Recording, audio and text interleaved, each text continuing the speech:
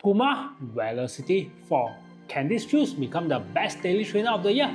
Let's find out after 100 kilometers.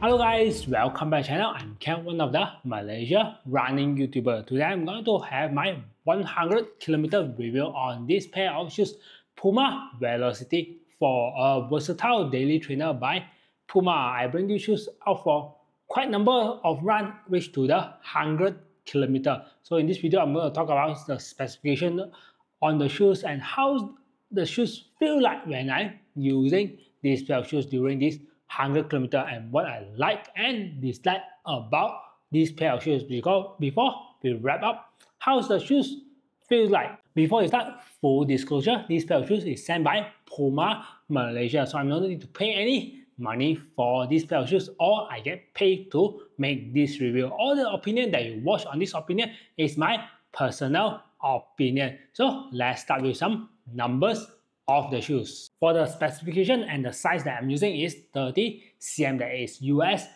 12.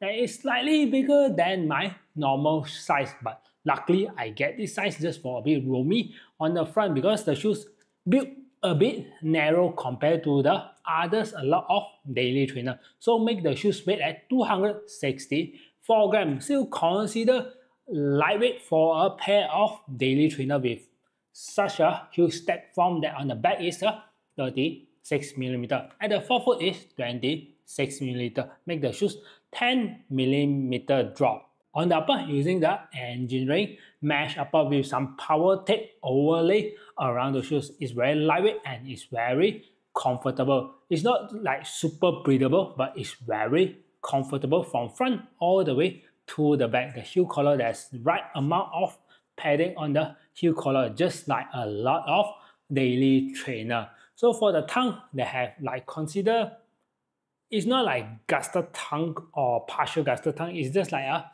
two strap of the string to hold the tongue together. So it's using the two strap to hold the tongue together. It's like two strap.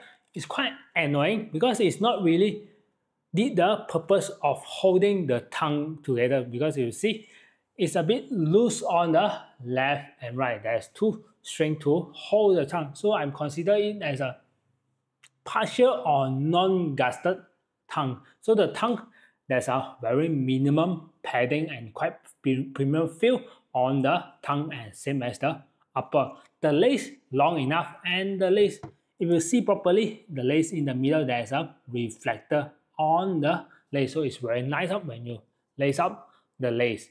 So for the insole, I did remove it. So this is the insole of the shoes. So it has a very nice curvature of the insole that later I will talk more about this piece of insole.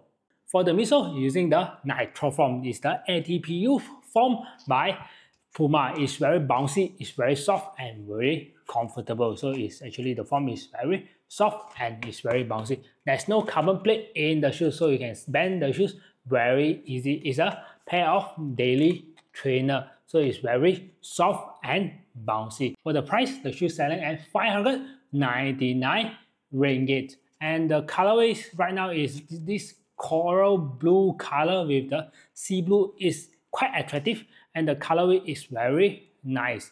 And one thing about the colorway is on the back. I think the shoes is designed by one of the gamer, because if you look at the logo on the back, it's more to the design type of gamer type of the design. And there's some like a wave on the side, on the midsole, on the left and the right of the shoes. For the fitting, it's a bit narrow compared to a lot of daily trainer. especially in the midfoot of the shoes, especially this area is a bit narrow. So you have a wide foot, so it might be a tight fit for you. For me, because I found it's a bit narrow at here. Same as the toe box, it's just right amount of space. Even though I go half size up than my normal, I still got a bit roomy on the front.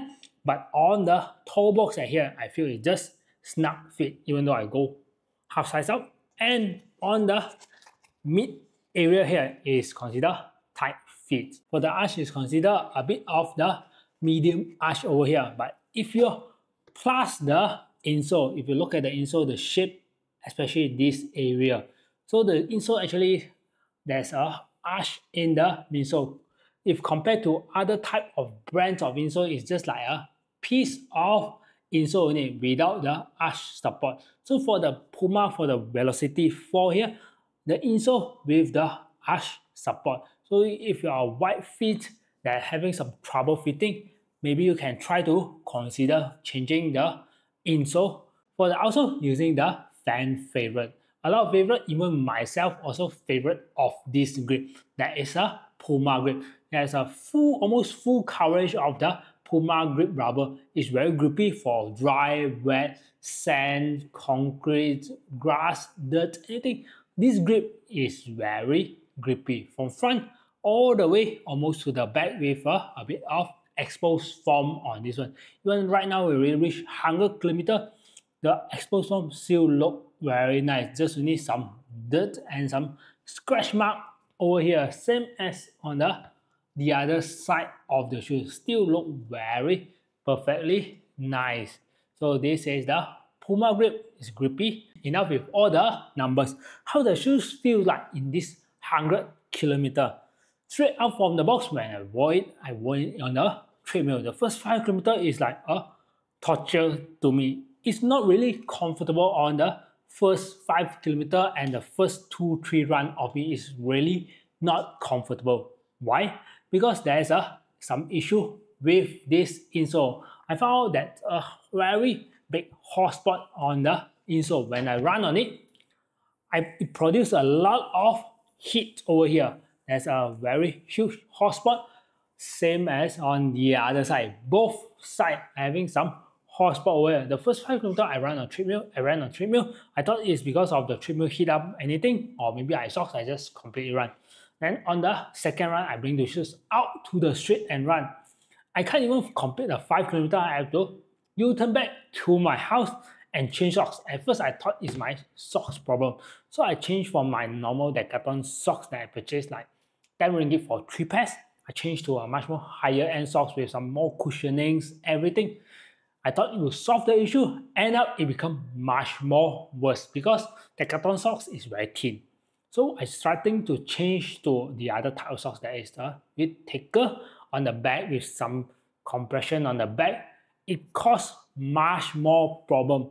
Then after 3 runs with it, I found what's wrong with the shoes. I take it out, I have a look at the shoes. What's wrong with the shoes? Then I try to remove the insole and I ran on my 4th run. And I didn't find any hot spot.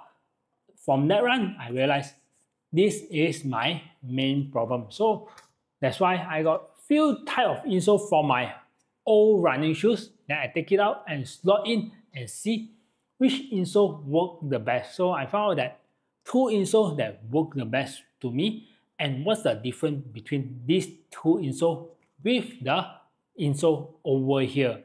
So the first thing that I noticed is, just now I already say already, the insole on the Puma Velocity 4, there's a arch over here and a bit narrow on the cup on the back compared to the other pair of the insole. This is the I taken out from the Asics Tarazil, so it doesn't have much insole and there's not much collar on the back, so there's not much cushion pushing it. So when I'm wearing a much more thicker socks, when I put my feet over here, especially my back over here, because I did get my analysis on my feet, the joint on the back, the ball on the back is considered normal. It's not like wide. But when I put my feet in over here with the much more cushion on the back, it's good. It makes it very narrow on the back, especially this area and this area is very narrow. So when I ran on it, it generates a lot of friction, and it hits up at this area. It's very painful to run on it. So I did few experiments. I swapped the socks, then end up I found this is my main issue, the insole. So after that, I swapped it with this is the Assist, and this is the Plus Nike Pegasus Plus insole. These two insole works very well for me because it doesn't have much cushion on the back over here, and my feet rest very nicely on the back compared to the original insole. So I swapped out the insole and I tried with these two insole. Then I found this worked very perfectly to me. So I ran with this. The shoes ran with this insole. So after that, I bring the shoes out for a lot of different run after I get my fitting correctly to the shoes. After I get rid of the uneasy heat up on the back on the insole, then I bring the shoes out for a lot of run, slow run, long run, and some interval with the shoes. The shoes can tackle all kind of workout that I throw in it. Easy run, definitely the shoes can take it because it's a daily trainer. It's very easy, it's very cushion, it's very soft, it's very bouncy, it's very enjoyable to run with the shoes, especially on the slower run. So when I try to pick up some pace using these shoes, it's able to provide me all the pop that I got. Even though it doesn't have the carbon fiber plate and the drop is very nice, the toe is very smooth, it's able to provide because of the Puma Nitro form. There's a lot of energy to propel me forward for my next step. It can boom, boom, boom, can bring me to my next step. Maximum I bring the shoes out for a long run is around 15 kilometers. That's all. That's a long run, not even 10 miles, it's around 15 kilometers with the shoes. And I found the shoes is very nice on the cruising pace because of the bounce, the softness of the shoes, the comfortable of the upper. The shoes is very nice to run. After I shot out the insole issue, then the shoes become really nice to run. Every pop, every bounce that I get from the shoes, it's really perfect. I think the shoes can go for a much more further distance, maybe up to 30 kilometers using this pair of shoes. So I'm not sure, but I definitely will test more on the shoes, see how the shoes feel like when I bring the shoes up to the 30 kilometer mark using the daily trainer. What I like about the Puma Velocity form. The first thing is the form itself. I really enjoy running in this form. It's very bouncy, it's very soft, and it's really lightweight. It can propel me every single step and it's very comfortable to run on this form. The second thing that I like is the grip. Definitely for Puma, the Puma grip never let me down. I really enjoy running on this grip. Definitely I will put all my 100% trust on this grip. It's very grippy on all kind of condition. Next one is the build quality of the shoes. By looking at the shoes after 100 kilometers, it's just some dirt all around, and the outsole can't really see the much wear and tear of the outsole, even like almost to already reach 100 kilometers, and the wear and tear still look really minimum. It's very good. So the build quality of the Puma Velocity 4 is really good. The last that I like about the shoes is the stability of the shoes. Even though the shoes with the 36mm stacker on the back, the shoe stack form is soft and bouncy, the shoes still run very stable. What I'm not really like about the Puma Velocity 4, the first thing is the narrow fit. The shoes fit, even though it's fit, snug fit, but for me it feels like a bit narrow fit for a lot of general runner, especially like those with the wide feet, a bit wider, so it might be a bit tight fit to them. The second thing that I really like is the insole that provide me the heat that caused me a lot of trouble on my first 3 kilometers that I need to replace the insole with other shoes insole. This is one of my two dislikes on the shoes. For Velocity 4, For who? Velocity 4. If you're looking for a versatile daily trainer that can tackle all kind of workout or all kind of terrain that you put on it, definitely Velocity 4 is your choice of shoes. Who should not get the Velocity 4? If you're having a wide fit, the shoes might not able to fit you comfortably because of the shoes fit a bit narrow, and plus the 10mm drop is not for everyone. What's my final verdict on the Velocity 4? For me, still a solid daily trainer despite some drawback of the shoes, but still a solid daily trainer that are able to provide all the cushion, the speed, the bounce, the response from the shoes. But I don't think this can be the best daily trainer of 2025. Definitely, I still keep these shoes in my rotation and test it out more for a lot of longer runs and see how the shoes react. So that's all for the 100km review on this Puma Velocity 4. See you guys on the next video. Bye!